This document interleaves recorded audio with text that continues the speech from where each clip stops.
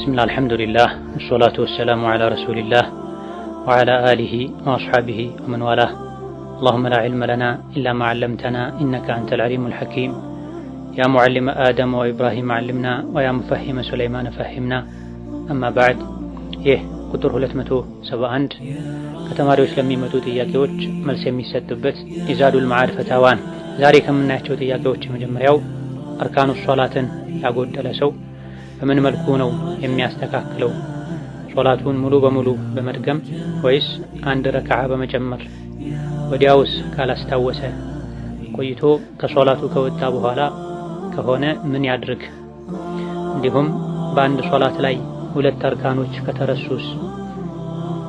በተጨማሪም እጁን ማንሳት ከተባለው በላይ ያነሳ ሰው ሁክሙ ምንድነው የሚሉ ጥያቄዎች ናቸው። የማንኛውም ሰጋጅ ሶላቱ ትክክል የሚሆነው የሶላት አርካኖችን፣ ማዕዘኖችን፣ መሰረቶችን አውቆ ጠብቆ ሲሰግድ ነው። የሶላት መስፈርቶችን፣ ቅድመ ሁኔታዎችን፣ አርካን ማዕዘኖችን አስቀድሞ ማወቅና ከሶላቱ መጀመሪያ እስከ መጨረሻ እነዚህን የሶላት መሰረቶችን መጠበቅ ግዴታ ነው። የሶላት መሰረቶችን አፈጻጸማቸውን፣ ስርዓታቸውን የማያውቅ ሰው ለሱ ሶላቱ ትክክል የመሰለው እንኳ ቢሆን ሶላቱን ሊያበላሽ ይችላል። አርካኖችን ማወቅ አንድ ነገር ነው። ከአርካኖች ጋር ደግሞ ተያያዥ የሆኑ ነገሮችን ማወቅ ሌላ ተጨማሪ አርካኑን ከማወቅ ያልተናነሰ አንገብጋቢነት ያለው ጉዳይ ነው። የሶላትን አርካን አውቆም ይሁን ተሳስቶ ረስቶ መተው ማጉደል ሶላቱን ያበላሻል። ያጎደሉትን ነገር ማድረግ እየቻሉ እስካጎደሉት ድረስ፣ ስላልቻሉ ከሆነ ችግር የለውም። መቆም የሶላት አንድ ሩክን መሰረት ነው። ያልቻለ ሰው ቁጭ ብሎ ይሰግዳል። የሶላትን ሩክን እስካላስተካከሉ ድረስ ሶላቱ ትክክል አይሆንም። እየሰገዱ ሳለ ሩክን መጉደሉን ካስታወሱ እዛው ባሉበት ረክዓ ላይ ከሆነ ሩክን የጎደለው ወደ ኋላ ወዳጎደሉት ሩክን መለስ ብሎ ሩክኑን ማስተካከል ይቻላል፣ ማሟላት ይቻላል። ለምሳሌ የመጀመሪያው ረክዓ ላይ ሆኖ ሩኩዕ እንደወረደ ፋቲሐን እንዳልቀራ ያስታወሰ ሰው መለስ ብሎ ቀና ብሎ ፋቲሐ ቀርቶ እንደገና ሩኩዕ ይወርዳል።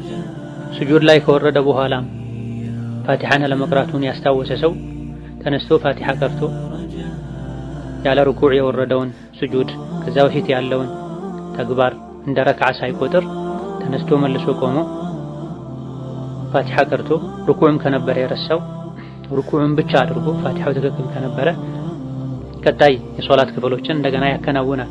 ሁለተኛው ረክዓ ላይ ከሆነ ግን ይሄን ያስታወሰው ሁለተኛው ረክዓ ላይ ሆኖ የፊተኛው ረክዓ ላይ ፋቲሐ እንዳልቀራ ወይም ሩኩዕ እንዳላደረገ ያስታወሰ ሰው ግን ያለበትን ረክዓ እንደ መጀመሪያው ረክዓ በመቁጠር የጎደሉ ሩክኖችን ያሟላል። የጎደለው አንድም ይሁን ሁለት ሩክን በዚህ መልኩ እዛው ቅርብ ካሉ መልሶ ማስተካከል፣ ወደ ኋላ ብቻ መለስ ብሎ ማስተካከል። ከአንዱ ረክዓ ሙሉ በሙሉ ወጥቶ ወደ ሁለተኛው ረክዓ ከገቡ በኋላ ከሆነ ከፊተኛው ረክዓ ሩክን ማጉደልን ያስታወሱት ያሉበትን ረክዓ እንደ ፊተኛው አንድ ሩክን እንደጎደለው ረክዓ በመቁጠር ቀጣይ የጎደሉ ረክዓዎችን አሟልቶ መስገድ ነው የሚገባው። እጅን ማንሳት ከተባለው በላይ ያነሳ ሁክሙ ምንድነው? እጅን ማንሳት ከተክቢሮች ጋር እጅን ማንሳት ሱና ነው። አነሳሱ ሐዲስ ላይ እንደተነገረው ወይም ከተከሻ ትይዩ አልያ ደግሞ ከጆሮ ጫፍ ትይዩ ነው የሚሆን። በዚህ መልኩ ማንሳቱ አጅሩን ሱናውን የተሟላ የሚያደርገው ሲሆን ከዚህ አሳልፎ ወይም አሳንሶ ማንሳቱ የሶላትን ጌጥ ውበት ሱናውን አጉድሏል ነው እንጂ የሚባለው ሶላቱ ራሱ ላይ የሚያሳድረው ተጽዕኖ አይኖርም። ሌላኛው ጥያቄ አንዲት እህት ወስዋስ አለባት። በመጸዳጃ ቤት በውዱእና ሶላት ላይ በጣም ትቆያለች። ለምሳሌ ለፈጅር መጸዳጃ ቤት ትገባና 30 ደቂቃ አካባቢ ትቆያለች። ከዛም ለውዱእ 1 ሰዓት፣ ከዛ ሶላቱን እስክትጀምር ሌላ ብዙ ሰዓት ትቆይና ከጠዋቱ 2 ሰዓት አካባቢ ነው የምትሰግደው።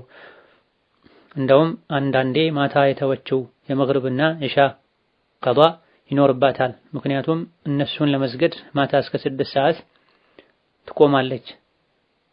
ከዛ ሲከብዳትና ሲደክማት ትተኛለች።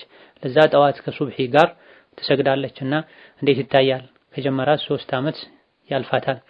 በእኛ በኩልስ በምን መልኩ ነው የምንረዳት? እንዲለቃት ምን ብታደርግ ይተዋታል? ቢያብራሩልን እና ምክር ቢሰጧት ጀዛኩሙላህ ኸይር የሚል ጥያቄ ነው። ይህ ትልቅ የሸይጣን ተንኮል ነው። እንዲህ ያደረገ ሶላትን ማስተው ከኢስላም ማስወጣት ነው የሚፈልገውና እዚህ ደረጃ ሳይደርስ በፊት የሚያውቅን ሰው ማማከር ነበረባት። የወስዋስ ትልቅ መድኃኒቱ መተው ነው፣ አለመከታተል ነው። ይሄ አይነቱ ጥያቄ በተደጋጋሚ ነው የሚነሳው። ራሱን የቻለ ትምህርትም ተሰጥቶበታል። ከዚህ በፊት ሶሻል ሚዲያ ላይ ተለቆ ይገኛል። ወስዋስ መንስኤውና መፍትሄው የሚል ያን እንድታደምጥ ነው ምን መክረው ለሷም ይሁን ለሌሎች ተመሳሳይ ችግር ላለባቸው ሰዎች።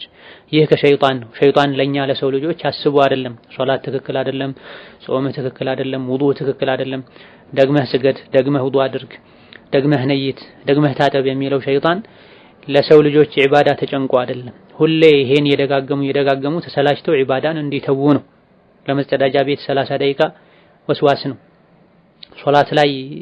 ሶላት ውስጥ ለመግባት 1 ሰዓት 2 ሰዓት መቆም ምንም ጥርጥር የለውም ወስዋስ ነው። ቁል አዑዙ ቢረቢ ናስ ሲቀራ አለዚ ወስዊሱ ፊ ሱዱሪ ናስ የሚለው እንዲህ አይነቱ ችግርም ጭምር ታስቦ ነውና እንዲህ አይነት ችግር የተጠቃ ሰው የጧትና ማታ ዚክሮችን በአግባቡ ማለት ቁል አዑዙ ቢረቢል ፈለቅ ቁል አዑዙ ቢረቢ ናስን በደንብ ደጋግሞ መቅራት። ይህ ከሸይጣን እንደሆነ በማወቅ ባንዴ ቆርጦ ወስኖ ቀጥ አድርጎ ማቆም። በማቆሙም ብዙ ሊወሰውስ ይችላል፣ ያለውን ሊል ይችላል ሸይጣን። የሸይጣንን ወስዋስ መስማት ሳይሆን ሸሪዓን መስማት ነው። ሸይጣን ለኔ ተጨንቆ አይደለም፣ በሌላ መንገድ ሊጎዳኝ ፈልጎ ነው በዲን አስመስሎ።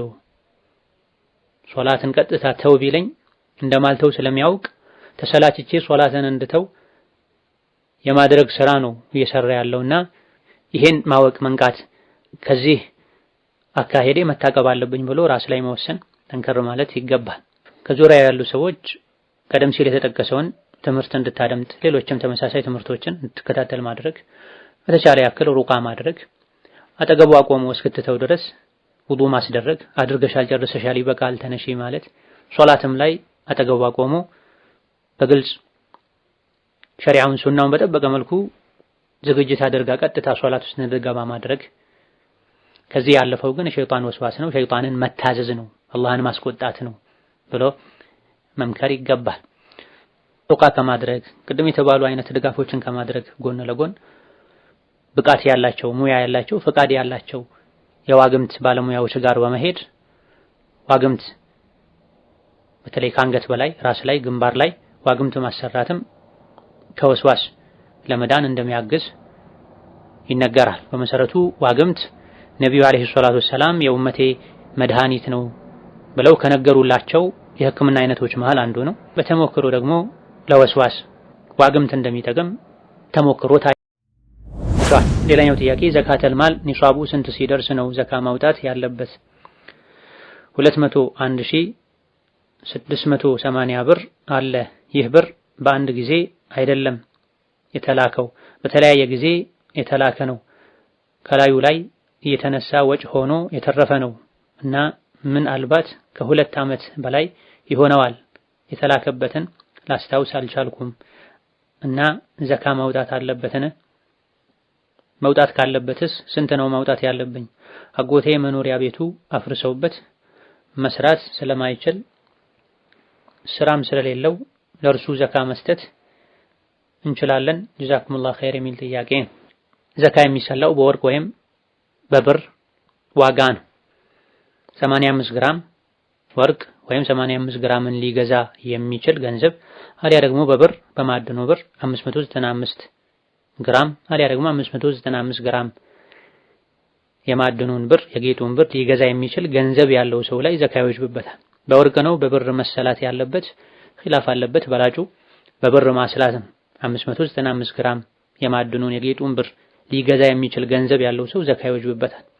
ስንት ነው ይሄን ሊገዛ የሚችለው? እንደ ጊዜው እንደ ገበያው ሊለያይ ስለሚችል በየዓመቱ የዘካ ጊዜ ሲደርስ መነሻ የሆነው 595 ግራም የማዕድን ብር ዋጋው ስንት ነው፣ የኔ ገንዘብ እሱንና ከዛ በላይ ይገዛል አይገዛም የሚለውን ማጣራት ነው።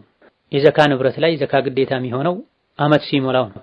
አንድ ገንዘብ ዓመት እስካልሞላው ድረስ ዘካ የለበትም። ነገር ግን በዛ ገንዘብ ተሰርቶ የተገኘ ተጨማሪ የትርፍ ገንዘብ ለየብቻው ዓመት ይሞላው አይባልም። ዋናው መንቀሳቀሻው ገንዘብ ዓመት ሲሞላው ከዛ ገንዘብ የተገኘው ትርፍም አብሮ ዓመት ሞልቶታል ይባላል። ሳምንትና ወራት እንኳን ባያስቆጥር። ጥያቄው ላይ የተጠቀሰውን የገንዘብ አቀማመጥ አላላቅ በተመለከተ የተላከው ገንዘብ በምንም መልኩ ይላክ በስም ያለው ገንዘብ ከተላከው ገንዘብ ውስጥ ዘካ የሚወጅብበት መጠን ደርሶ ዓመት ያክል ሲቀመጥ 1 ዓመት ከሆነ የተቀመጠው የ1 ዓመት ዘካ ይወጅብበታል። 2 ዓመት ከሆነ የተቀመጠው የ2 ዓመት ዘካ ይወጅብበታል። 1 ዓመት ነው 2 ዓመት የሚል ጥርጣሬ ውስጥ ላይ ከተፈጠረ ከጥንቃቄ አንፃር ከጥርጣሬ ለመውጣት 2 ዓመት አድርጎ ማውጣቱ በላጭ ነው። ዓመት ከምናምን ነው 2 ዓመት ብለው ከተጠራጠሩም እንደዚሁ ለዲን ከመጠንቀቅ አንፃር ከፍተኛውን ጊዜ ይዞ ዘካ ማውጣቱ በላጭ ነው። በየወሩ ገቢ የሚያገኝ ሰው የዘካ አወጣጡ በተወሰነ መልኩ አስቸጋሪ ነው። በየወሩ ከሚያገኙት ገንዘብ ምንም ያክል ጊዜ ተጠራቅሞ ይሁን ዘካ የሚወጅብበት ያክል መጠን እስካልደረሰ ድረስ ዘካ አይወጅብም። በምንም ያክል ጊዜ ይሁን በየወሩ የላኩ ያስቀመጡ በዓመትም ይሁን በ2 ዓመት በ3 ዓመት ዘካ የሚወጅብበት ደረጃ ከደረሰ ሂሳብ ተሰርቶ ዘካ የሚወጅበው ከ595 ግራም የማዕድንን ብር ሊገዛ ከሚችል ገንዘብ ነው ብለናል። እንደ ጊዜው 10 ምናምን ሺህ ሊሆን ይችላል፣ 10 ምናምን ሺህ የኢትዮጵያ ብር ሊሆን ይችላል። ዝቅተኛው ዘካ የሚወጅበት መጠን 20 ሺህ ሊሆን ይችላል። እንደ ጊዜው ይለያያል። ብቻ ዘካ የሚሰላው በወርቅ ወይም በማዕድኑ ብር ነው። ለምስኪኖችም የሚሻለው ዘካ ለሚያወጣውም ሰው አጅሩ እንዲበዛለት የሚሻለው ዋጋው ዝቅተኛ በሆነው በሚያንሰው በብር ማስላቱ ነው ተብሏልና 595 ግራምን ብር የሚገዛ ገንዘብ ካለ ዘካ ይወጅባል። ይሄ ገንዘብ ዓመት ሙሉ የተቀመጠ መሆን አለበት። ዓመትና ከዛ በላይ የተቀመጠ መሆን አለበት። የ1 ዓመት ከሆነ ገንዘቡን ለ40 አካፍሎ 1/40ኛውን ማውጣት ነው። የ2 ዓመት ከሆነ ደግሞ ይሄን በ2 አባዝቶ ማውጣት ነው። የ3 ዓመትም ከሆነ እንደዚሁ። በዚህ መልኩ በየጊዜው የላኩ ያነሱበት ወጪ ያደረጉ ሌላ እየጨመሩ ተወሳስቦ የዘካ ነገር ካሳሰበ ከእያንዳንዱ ወር እንዲሁ ለጥንቃቄና ዘካን ከማስቀደም አንፃር ከእያንዳንዱ ወር የእያንዳንዱን ወር ገቢ ለ40 ያካፈሉ ዘካ ማውጣትም ይቻላል። ዓመት ይሙላም አይሙላም በየዓመቱ አንድን ወር ረመዳን ሊሆን ይችላል፣ ሙሐረም ሊሆን ይችላል የኔ የዘካ ወሬ ነው ከገንዘቤ ውስጥ ዘካ የወጀበበት ዓመት የሞላውም ያልሞላውም ሊኖር ይችላል። እኔ ግን ለጥንቃቄና ዘካን ከማስቀደም አንፃር በዛ ወር ሁሌም ያለውን ገንዘብ ሂሳብ ሰርቼ ያወጣለሁ ካሉ ይሄም ይቻላል። ከላይ የተጠቀሰውን ገንዘብ የ1 ዓመት ዘካ በተመለከተ 5042 ብር ነው። የ2 ዓመት ከሆነ ደግሞ ይሄን በሁለት አባዝቶ ማውጣት ነው። አጎት ከላይ እንደተባለው አቅመ ደካማ ከሆነ ሰራም ከሌለው ያገኝ የነበረውንም ካጣ ለሱ ዘካ መስጠት ይቻላል። ሌላኛው ጥያቄ ቦታ ገዝቼ ነበረ እና ከገዛሁት 2 ዓመት አልፎታል። ስገዛም መኖሪያ ቤት ለመስራት ነው እንጂ ለትርፍ ወይም ለንግድ አልነበረምና የመስሪያ ፈቃድ ገና ነው እያሉ አዘገዩብኝ እና ዘካ ይወጅብበታል ቢያብራሩልኝ የሚል ጥያቄ ነው። አትርፎ ለመሸጥ ተብሎ እስካልተገዛ ድረስ ለመኖሪያ ቤት ተብሎ ከተገዛ መሬት ምንም ያክል ጊዜ ቢቆይ ምንም ያክል ዋጋው ውድ ቢሆን ምንም ያክል ትልቅ ገንዘብ ቢይዝ ለመኖሪያ ቤት ተብሎ እስከተገዛ ድረስ ዘካ የለበትም። ሌላኛው ጥያቄ እኔ የግል ስራ ነው የምሰራው ለ7 እስከ 10 ዓመት ሰርቼ ከምንቀሳቀስበት ብር ውጪ 800 ሺህ ቆጥቤያለሁ እና ትዳር ያስፈልገኛል። ትዳር እየፈለኩ ነው። ጥያቄ እስካሁን ሐጅ አላደረኩም። ሐጅ ለማድረግ እስከ 500 ሺህ ብር እንደሚያስፈልግ አውቃለሁ። ሐጅ ላስቀድም ወይስ ትዳር? ሐጅስ ባላደርግ ካፍር ሆናለሁ? ቆይቼ አደርጋለሁ በሚል ንያ የሚል ጥያቄ። ሐጅ ከአርካነል ኢስላም መሃል አንዱ እንደሆነ ሁሉም ሙስሊም ያውቃል ተቅሪበን። ሐጅ ግዴታ የሚሆነው ግን አቅም ላለው ሰው ነው። ለማን استطاع اليه سبيلا ብሏል አላህ በረሕመቱ። የራሳችሁ ጉዳይ እንደሆናችሁ ትሆናችሁ ሐጅ አድርጉ ብቻ ሳይሆን አላህ ያለው ሐጅ ማድረግ ለቻለ ሰው ብሏል። የገንዘብ አቅም ካለው መንገዱ ሰላም ከሆነ ሴት ከሆነች አብሯት ሄዶ ሐጅ አስደርጎ የሚመልሳት ማህረም ካላት የሱንም ወጪ መሸፈን ከቻለች በራሱ ወጪ የማይሄድ ከሆነ ኢላ ገሪ ዳሊክ መቻል የሚለው ውስጥ የሚካተቱ ነገሮች አሉ። ሐጅ ማድረግ የቻለ በቂ አቅም ያለው የመን ሐጅ ነው ብሎ የተወሰው ይከፍራል። የሐጅን ግዴታነት ከማመኑ ወዶ ከመቀበሉ ጋር ስችልም አደርጋለሁ ከማለቱ ጋር ስላልሞላለት ወይም ደግሞ እዚህ ጥያቄው ላይ እንዳለውና ቀጥሎ እንደምናብራራው ሌላ ቢቀደም ችግር የለውም የሚባል ነገር ስላለ ሐጅን ያዘገየ ሰው በዚህ ብቻ አይከፍርም። የምን ሐጅ ነው ብሎ የካደ ሰው ይከፍራል። ከመቻሉ ጋርም ቤተኛውን ጊዜ ማድረግ እየቻለ ተዘናግቶ የተወም ሰው ይከፍራል የሚል የሊቃውንት ቀውላት አስተያየታል እንጂ በሆነ ምክንያት ለማድረግ ዝግጁ ከመሆኑ ጋር ስላልሞላለት የዘገየ ሰው በዚህ ብቻ አይከፍርም። ሐጅ የማድረግ አቅም ያለው ሙሉ ገንዘቡን አግኝቶ ሳለ በጊዜው ማግባት አስፈልጎት ሐጁን ላስቀድም ወይስ ጋብቻውን ብሎ የተጠራጠረን ያመነታን ሰው በተመለከተ ሐጅ የሚወጅበው ገንዘብ ስላለ ብቻ አይደለም። ገንዘቡ ካስፈላጊ መሰረታዊ ከሚባሉ ነገሮች የሚተርፍ መሆን አለበት። ከራሱ ወጪ፣ ከቤተሰቦቹ ወጪ፣ ዕዳ ካለበት ከዕዳው መትረፍ አለበት። ጋብቻን በተመለከተ የሰዎች ሁኔታ ይወስነዋል። ለጋብቻ ገና ከሆነ ፊትናን ማይፈራ ከሆነ ሄዶ መጥቶ ማግባት የሚችል ከሆነ ሐጅ አስቀድም ይባላል። ፊትናን ከልክ በላይ የሚፈራ ከሆነና ከተለመደው የተለየ ሸህዋ ስሜት የሚያስቸግረው ሆኖ ሐጅ ካደረገ ቶሎ ማግባት ባለመቻሉ ፊትና ላይ የሚወድቅ ከሆነ ጋብቻውን ማስቀደሙ በላጭ ነው። ሌላኛው ጥያቄ አረብ ሀገር ነው የምኖረው፣ አሰሪዎቼ ገንዘቤን ካዱኝ፣ ህይወቴንም ሊያጥፉኝ ሲሉ አምልጬ እጄን ለህግ ሰጠሁ። ህግ ሲጠይቃቸው እቃ ሰርቃናለች ብለው ወነጀሉኝ። ሌላም ገንዘብ ያስፈልገናል አሉ። ህግም በውሸት ለነሱ ፈረደላቸው። እኔም ለአላህ ልሰጣቸው በሞክር ውስጤ እምቢ አለኝ። ወደ በላይ አካል ከስሼ መሐላ ማስማል ይቻላል ወይ ያብራሩልኝ የሚል ጥያቄ። የሚሻለው መተው ነው፣ ይቅር ማለቱ ነው። ፈመን ዓፋ ወአስለሐ ፈአጅሩሁ ዐለላህ ተብሏል። በሰዎች በኩል የደረሰበትን ዱንያዊ ችግር ለአላህ ብሎ ይቅር ያለ ሙሉ አጅሩን ከአላህ ነው የሚያገኘው። ነገር ግን ይሄን ማድረግ ያልቻለ ሰው በትክክለኛው መንገድ ሄዶ ሐቁን ቢያስመልስ ምንም ችግር የለውም። ስለዚህ የፊተኛው ፍርድ ትክክል አይደለም ብሎ ይግባኝ ጠይቆ በመሐላ ችግሩ የሚፈታ ከሆነ ሐቅን የሚያገኙ ከሆነ ማስማሉ ምንም ችግር የለውም። ሌላኛው ጥያቄ እኔ አዲስ ሰለምቴ ነኝ፣ አልሐምዱሊላህ አንድን ሰው ሐጅ ማስደረግ ይቻላል? ማለቴ ወጪውን ሸፍኖ ወይስ አይቻልም? እኔ አላገባሁም፣ ያላገባ ሐጅ አያደርግም ስለተባልኩ ነው፣ ያው ማህረም የለኝም የሚል ጥያቄ። አላህ ተባረከ ወተዓላ እስልምና ላይ ያጽናሽ፣ ጀነት ላይ ከነቢያት ከሷሊሖች ከደጋጎች ተርታ የምትሰለፊ ያድርግሽ።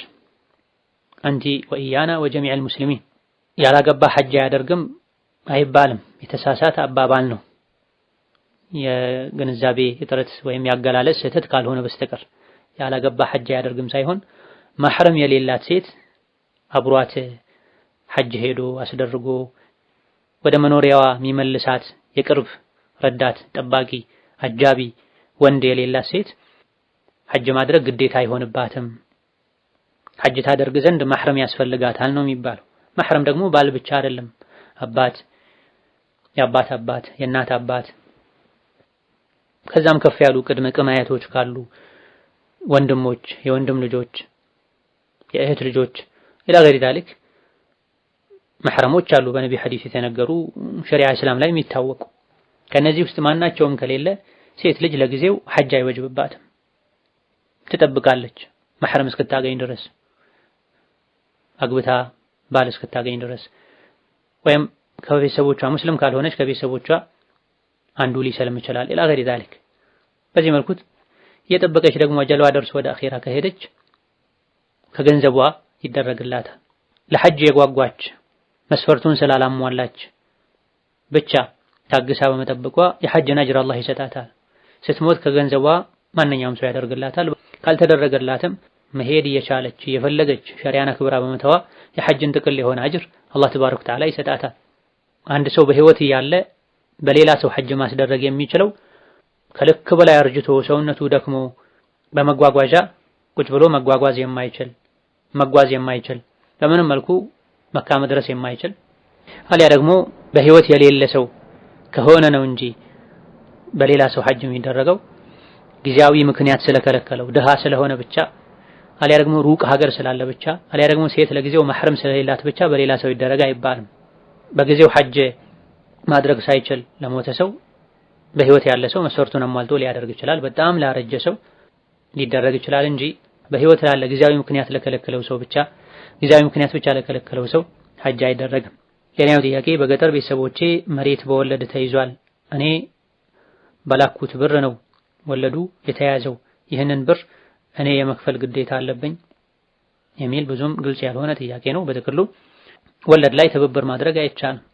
ነገር ግን በወለድ ንብረቱ የተያዘበት ሰው ወይም የታሰረ ሰው ያለዛ ንብረት መቋቋሚያ የሌለው አሊያ ደግሞ ወለዱን ካልከፈለ ማይፈታ እስረኛን ለማስለቀቅ ወይም መቋቋሚያ መተዳደሪያ ንብረቱን ለማስለቀቅ እገዛ ማድረግ ከሆነ የተፈለገበት ግለሰቡ የወለድን ሐራምነት አውቆ ባለፈው ተጸጽቶ ካሁን በኋላ ወደ ወለድ አልሄድም አልነካካም ከዚህ ብቻ ገላግሉኝ ካለ ተውበት ካደረገና ሌላ አማራጭ ከሌለው እንዲገላገል እርዳታ ማድረግ ይቻላል። ተረፈ በዚህ መልኩ የሚኖርን ሰው የተያዘበትን ንብረቱን ለማስለቀቅ ወይም ከእስር ቤት ለማስፈታት መልሶ እዛው የሚገባ ከሆነ ትብብር ማድረግ አይቻልም። ሌላኛው ጥያቄ እኔ ክርስቲያን ነበርኩ፣ በጊዜው ሙስሊም የወንድ ጓደኛ ነበረኝ፣ ከዛም አረገዝኩ። እኔም እስልምናን ተቀብዬ እርጉዝ ሆኜ ኒካህ አደረገን፣ ከዛም ወለድኩ። ልጄ የሐላል ነው ወይስ አይደለም? ቤተሰቦቼ ሁሉም ክርስቲያን ስለሆኑ በምኖረው ህይወት ደስተኛ አይደሉም። እኔ ግን በእስልምናዬም በትዳሬም ደስተኛ ነኝ። ያለሁት ሳውዲ አረቢያ ነው። ያለሁት ሀገር ስገባ ትዳሬን ፈትቼ ሃይማኖቴን እንድቀይር ይፈልጋሉ። የእነሱ ሐቅስ አለብኝ? ግዴታ የሚሉትን መስማት አለብኝ የሚል ጥያቄ ነው። ትክክለኛ ሙስሊም ዝሙት አይሰራም። ዲኑን በደንብ ያልተረዳ ኢማኑ ደካማ የሆነ ወንድ ገጥሞሽ ሊሆን ይችላል። ዝሙት ከሰሩ በኋላ ቀጥታ ኒካህ ማሰር አይቻልም። በዚህ መልኩ የታሰረ ኒካህም ትክክል አይሆንም። ቀድሞ መተውበት ያስፈልጋል። ጥፋትን አምኖ ተጸጽቶ ከእንደዚህ አይነት ድርጊት መራቅ መታቀብ፣ ከዛ በኋላ ደግሞ የማህፀን ነፃ መሆን ማረጋገጥ፣ ነፃ ለመሆኑ ከተረጋገጠ ጽንስ እንዳለ ከታወቀ ደግሞ ጽንሱ እስኪወለድ ድረስ መጠበቅ አለበት። ሳይተውብቱ የታሰረ ኒካህ ጽንስ ያለ የታሰረ ኒካህ ትክክል አይደለም። ከራሷ ጋር ከሆነ ኒካሁን ያሰረው ከሌላ ወንድ ጋር ንክኪ ከሌላት ልጁ የነሱ ይሆናል በሚል በጣም ደካማ ቀውል እንኳ ቢኬድ ቀድመው ተውበት ሳያደርጉ የታሰረ ኒካሁ ትክክል አይሆንም። በመሆኑም ልጁም ህጋዊ ልጅ አይሆንም ከአባቱ አንፃር። ሴት ልጅ ግን እስከወለደች ድረስ በምንም መልኩ ትውልድ ልጁ የሷ ይሆናል። على خلاف بين أهل العلم في هذه المسألة، والأخذ بقول من يقول أن الولد ينسب إلى من زنى بالمرأة قول يسبب تساهل الناس في مثل هذه الأمور። ስለዚህ ማህፀን ነፃ ሳይሆን በተለይ ተውበት ሳያደርጉ የታሰረ ከሆነ አሁንም ተውበት ማድረግ ኒካሁን እንደገና ማደስ ይገባል። ወላጆች እምነታቸው ስነ ምግባራቸው ምንም ይሁን ምን ልጃቸው ላይ ሐቅ አላቸው። በተቻለው ያክል ለወላጆች በጎ መሆን፣ ሲቸገሩ መርዳት፣ ሲታመሙ መጠየቅ፣ የሚሉት ጥሩ ነገር ከሆነ መስማት፣ መጥፎ ነገር ከሆነ እምቢ ማለት ይገባል። ወደ ሀገር ስትመለሺ ሃይማኖትሽን ቀይረሽ ከነሱ ጋር እንድትኖሪ መፈለግ ይሄ ድርድር ማይቀበል ጉዳይ ነው። አላህ በተከበረው ቃሉ ወወሰይነል ኢንሳነ ቢዋሊደይሂ ኢሕሳና የሰውን ልጅ ለወላጆቹ በጎ እንዲሆን አዘዝ ነው። እነሱ በአላህ እንዲክድ በሱ እንዲያጋራ ካዘዙት ግን እንዳይታዘዛቸው፣ ነገር ግን በዱንያ ጉዳይ በማህበራዊ ጉዳይ ከነሱ ጋር በመልካም ይኗኗር፣ ከዛም ሁለቱም ወደ እኔ ይመለሳሉ፣ እኔ ነኝ በመሃላቸው መፈርደው ብሏል። ሙስሊም የሆነ ልጅና ሙስሊም ያልሆኑ ወላጆችን ጉዳይ በተመለከተ ውጭ ሀገርም ሆነ ሲሆን ወደ ሀገር ተመልሰሽ በዲንሽ በእምነትሽ ጉዳይ እነሱ ጣልቃ መግባት አይችሉም። እኔ ለእናንተ ጥሩ እንደሆን እስላምም ያዘኛል፣ እምነቴ ያዘኛል። ነገር ግን እምነትሽን ቀይሪ የምትሉኝ ከሆነ የምታስገድዱኝ ከሆነ ከእናንተ ጋር መቀጠል አልችልም። እምነቴ እንደተጠበቀ ሆኖ ወላጆቼ ዘመዶቼ እንደመሆናችሁ ማህበራዊ ጉዳይ ላይ ወንጀል በሌለበት መልኩ ግንኙነታችን ዝምድናችንን ለማስቀጠል ዝግጁ ነኝ። ይሄን ለማድረግ እምነትሽን ቀይሪ የምትሉኝ ከሆነ ግን ግንኙነታችን እዚህ ጋር ያበቃል ማለት ይቻላል። ሌላኛው ጥያቄ የፀጉር ቅባት በብዛት ሴቶች የሚጠቀሙት ቅባት አለ። እሱም የሚሰራው ቀንዳውጣ ቅርንቡስ ከሚባል ትላትል ነው። ቅባቱም ላይ የሱ ፎቶ ተለጥፎ አለ እና እሱን ቅባት መጠቀም ይቻላል የሚል ጥያቄ ነው። ቀንዳውጣ ሁለት አይነት ነው። የባህርና ባህር ውስጥ የሚኖርና የብስ ላይ የሚኖር። ባህር ውስጥ የሚኖረው ሐላል ነው፣ ጧሃራ ነው፣ ችግር የለውም። ስለዚህ ቅባቱ የሚሰራው ከባህር ውስጥ ነዋሪው ቀንዳውጣ ከሆነ መጠቀሙ ችግር የለውም። የብስ ላይ ከሚኖረው ሜዳ ላይ ከሚኖረው ከሆነ ግን ኺላፍ አለበት። ከኢማሙ ማሊክ እሱ ማለት ልክ እንደ አንበጣ ነው፣ ችግር የለውም ጠሃራ ነው ያሉበት ንግግር እንዳላቸው ተነግሯል። ነገር ግን አብዛኞቹ የፊቅህ ሊቃውንት የየብስ ከባህር ውጭ የሚኖረው ቀንድ አውጣ ከሐሸራት ነው ከትላትል ነው የሚመደበውና እነዚህ ትላትሎች ሐላል አይደሉም፣ አጸያፊ ናቸው። ሙስተኽበታተን አጸያፊ ነገሮችን ደግሞ አጸያፊ ነው የሚባል ነገር ክልክል ነው። ስለዚህ ሐላል አይደለም። ሐላል ካልሆነ ነጃሳ ነው ሊሆን የሚችለው። ከሱ የሚወጣ ዘይትንም መጠቀም አይቻልም ነው የሚባል። ስለዚህ ዘይቱ ከሱ የተሰራውን የቀንድ አውጣ አይነት በማጣራት ከባህር የተገኘ ከሆነ መጠቀም፣ ከየብሱ ከሆነ መጠንቀቁ በላጭ ነው። ነገር ግን ሼኹል ኢስላም ተይሚያ ሌሎችም እንደሚሉት በመሰረቱ ለምግብነት የማይውል ሐላል ያልሆነ ነገርም ቢሆን ከምግብነት ውጪ ለውጫዊ አካል መጠቀሙ አስፈላጊ ሆኖ ከተገኘ ግዴታ ሆኖ ከተገኘ ተጠቅሞ ሶላት ሲሰግዱ ታጥቦ ማስወገድ ይቻላል የሚባልበት ሁኔታም ይኖራል። ወላሁ ተዓላ አዕለም። ሌላኛው ጥያቄ ሆቴል ላይ አስተናጋጅ ወይም እቃ አጣቢ ሆኖ መስራትን በተመለከተ ዝርዝር ማብራሪያ ቢሰጡን፣ ሆቴሉ ለደንበኞቹ መጠጥም ጭምር ያቀርባል የሚል ጥያቄ። መጠጥ ያለበት ማዕድ ላይ መቀመጥን ነቢዩ አለይሂ ሰላቱ ወሰላም ከልክለዋል። መጠጥ ሐራም ነው። መጠጥ ለሚጠጡ ሰዎች መጠጥ ማቅረብ፣ ለነሱ ሁኔታውን ማመቻቸት በወንጀል መተባበር መተጋገዝ ነው የሚሆነው። አላህ በተከበረው ቃሉ ወተዓወኑ ዐለል ቢሪ ወተቅዋ ወላ ተዓወኑ ዐለል ኢስሚ ወልዑድዋን ብሏል። በመልካም ነገር አላህ በሚወደው ነገር ተባበሩ፣ ተጋገዙ። በወንጀል አላህን በማመጽ አትተጋገዙ፣ አትተባበሩ፣ አላህን ፍሩ፣ አላህ ቅጣቱ ብርቱ ነው ይላል የቁርአኑ ቃል። ስለዚህ ሙስሊም መጠጥ ያለበት ሆቴል ላይ ተቀጥሮ በመስራት ሊተዳደር አይገባም። በጣም የተቸገረ ሰው ቀጥታ ስራው ወንጀል ያልሆነበት ክፍል ላይ ተቀጥሮ ሊሰራ ይችላል የሚባልበት ጠባብ ሁኔታ ሊኖር ይችላል። ነገር ግን ዞሮ ዞሮ መነካካቱ ስለማይቀር ከእንደዚህ አይነት ነገር ሐራም ከተቀላቀለበት ነገር መራቅ፣ አላህን ፈርቶ እንደዚህ አይነቱን ነገር በመተው አላህ ይክሰኛል ብሎ ማመን፣ ሌሎች አማራጮችን መፈለግ ይገባል። ሌላኛው ጥያቄ ባለቤቴ ከጠፋ 6 ዓመት ሆኖታል። ኒካህ ለማውረድ ፈልጌ በሸሪዓ ፍርድ ቤት ነው አሉኝ። ይህን ማድረግ አልችልም፣ ውጪ ሀገር ነው ያለሁት። ኒካሁን አስወርጄ ሌላ ለማግባት ፈልጌ ነበረ። ምን ማድረግ አለብኝ? ቤተሰብ ዘመድ የሚያውቁትን ሰው ወክሎ ያሉበትን ሁኔታ የሚገልጽ ደብዳቤ ጽፎ ውክልና ሰጥቶ በወኪል ኒካሁን ማስወረድ። 6 ዓመት ስለጠፋ ብቻም ቀጥታ ወደ ማውረድ ኒካሁን ወደ ማስወረድ መሄድም አይገባም።